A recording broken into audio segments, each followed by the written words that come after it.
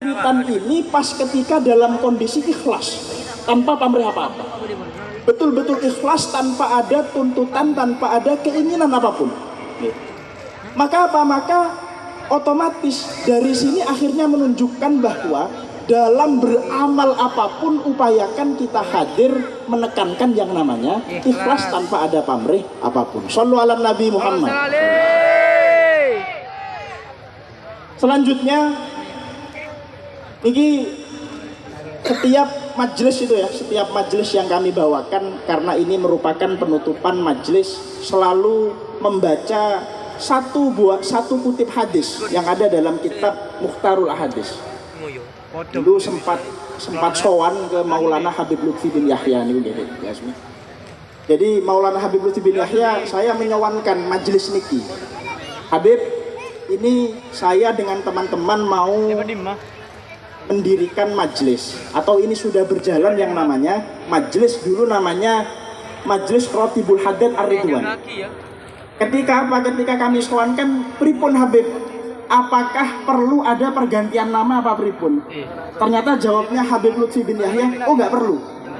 Lek jeneng iku terserah awakmu, sebab lek aku sing nentukno, wedine wong-wong nggak setuju. Itu gitu ya. Kalau nama majelis terserah sampean. Yang penting itu mengandung nilai zikir, mengandung nilai kebaikan. Dan setiap majelis Habib saya bacakan kitab Mukhtarul Ahadis. Dan ternyata oh ya bagus itu, kitab Mukhtarul Ahadis bagus.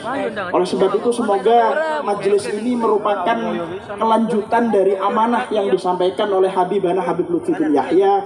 Semoga kita mendapatkan barokah dan kemanfaat ilmu beliau. Amin Allahumma amin. Izinkan kami membacakan satu hadis ya sebelum lanjut ke sholawat. Lanjut napa mboten niki Mbak? Lanjut napa mboten? Lanjut. Masih semangat napa sudah lemes? Semangat. Kami bacakan satu hadis ya. Bismillahirrahmanirrahim biar istiqomah. Qala Rasulullah sallallahu alaihi wasallam, Atani Jibril faqala ya Muhammad Ish ma syi'ta fa innaka mayyitun wa ahbib ma syi'ta fa innaka mufariquhu wa'mal ma syi'ta fa innaka majziyun bihi wa'lam anna syarafal mu'min qiyamuhu bil lail wa izzuhu istighna'uhu 'anil nas. Jadi malaikat Jibril datang kepada Nabi Muhammad sallallahu alaihi wasallam. Lalu malaikat Jibril bilang kepada Nabi, "Ya Muhammad, ish ma syi'ta fa innaka mayyitun." Wahai Muhammad, hiduplah kamu sesenang kamu. Mau apapun kamu lakukan silahkan, tapi kamu harus ingat bahwa nantinya kamu akan menjadi orang yang mati. Jadi kita boleh terserah, kita boleh mau hidup dengan cara apapun, tapi kita mesti ingat bahwa nantinya kita akan meninggal dunia. Wa ahbib ma syi'ta fa innaka mufariquhu. Dan cintailah siapapun yang ingin kamu cintai, tapi ingatlah bahwa nanti engkau akan berpisah dengan orang itu. Gitu nih. Kalau dalam salah satu hadis yang lain, almar'u ma'aman ahab. Setiap orang akan dikumpulkan dengan orang-orang yang dia cintai. Ini semoga ya, semoga karena Gus Asmi Cak Fandi ini merupakan wasilah, merupakan perantara kita untuk cinta sholawat, sehingga nanti kita dikumpulkan di akhirat di surganya. Amin Allahumma amin. Wa'mal ma syi'ta fa innaka majziyun bihi. Dan lakukanlah apapun sesukamu, tapi ingatlah nanti engkau akan dibalas atas perbuatanmu itu. Nanti kamu akan dibalas atas perbuatanmu itu. Wa'lam anna syarafal mu'min qiyamuhu bil lail wa izzu istighda'uhu 'anil nas. Dan ketahuilah bahwa kemuliaan seorang mukmin itu adalah tatkala dia mau begadang, mau terjaga di malam hari untuk sholat tahajud. Ini ada salah satu cerita nih, bahwa ketika salah satu sufi besar yaitu Syekh Junaid Al-Baghdadi. Syekh Junaid Al-Baghdadi itu beliau masyhur merupakan salah satu ulama sufi yang besar di masanya. Dan ternyata beliau sering membaiat orang untuk thariqah tertentu. untuk mengarahkan orang supaya masuk Islam dan lain sebagainya. Tapi tatkala Syekh Junaid Al-Baghdadi ini meninggal, ketika meninggal salah satu muridnya itu diimpeni. Salah satu muridnya bermimpi, "Kaifa haluka ya Syekh?" Bagaimana keadaanmu di sana wahai Syekh? Apakah engkau tentram? Apakah engkau damai di sana? Ternyata jawabnya Syekh Junaid Al-Baghdadi bagaimana? "Ma nafa'ani illa rukai'atun qubailal fajri." Ma nafa'ani illa rukai'atun qubailal fajri. Tidak bermanfaat bagiku kecuali rokaat-rokaat kecil yang aku lakukan tatkala sebelum sholat subuh.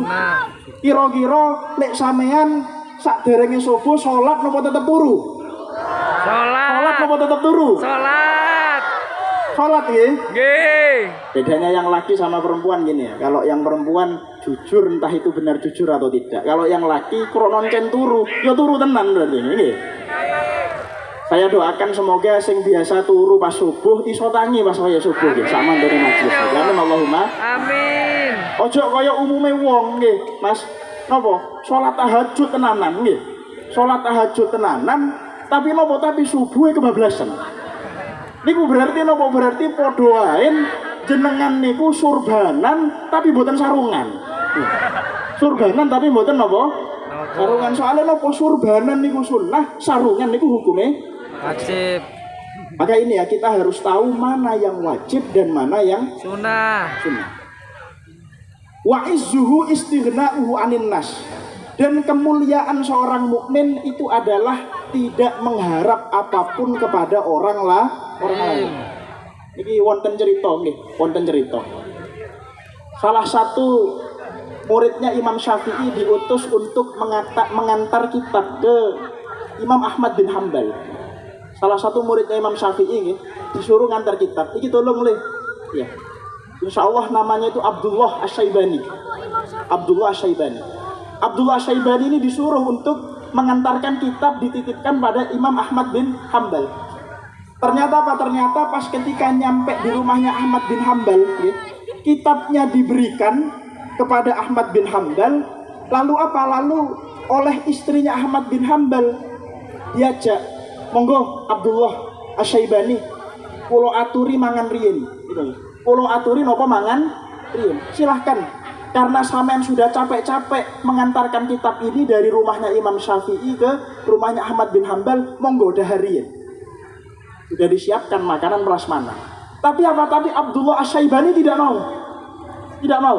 Abdullah Asy-Syaibani ini justru malah langsung mengantarkan kitab, langsung pamit. Ngapunten kula pamit, kula wonten urusan. Dan ternyata apa? Ternyata setelah kejadian itu tahu oleh Ahmad bin Hambal waktu masih belum jauh, tiba-tiba bilang Ahmad bin Hambal kepada istrinya, "Dek, coba sampean celuk maneng.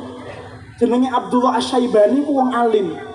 Dia itu tahu kalau apa? Kalau ketika mengantarkan kitab kemari, dia ada rasa tomak supaya diberi makanan. Nggih. Kalau misalkan dia menuruti untuk mau diberi makan, berarti dia menuruti sesuatu yang itu bermula dari rasa tomak. Tapi kalau sekarang ketika dia sudah pulang, dia sudah gak ada rasa tomak. Dia sudah gak ada rasa tomak. Sehingga apa? Insya Allah dia mau. Pas ketika dipanggil, Abdullah, sini kembali lagi. Wonten napa? Monggo lek sakniki jenengan kula tawari mangan. Oh nggih, alhamdulillah lek sakniki kula purun. Ya. Ini apa? Ini menunjukkan kalau apa? Kalau kita dalam beramal jangan sampai tujuan utama kita untuk tomak. Mungkin wonten napa mboten teng mriki sing pengen hadir, pengen oleh foto kali Gus Azmi. Nggih. Pun tujuane awake dhewe niki sholawatan, nggih. Urusan oleh foto napa mboten niku urusane pangeran. Nggih napa nggih? Nggih.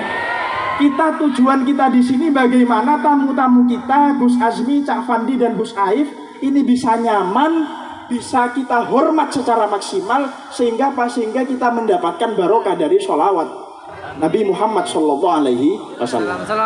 Pun mungkin niku nggih sedikit kembangan dari kula, bisa dilanjutkan ke sholawat yang lain ya. Monggo. Allahumma shalli ala Muhammad.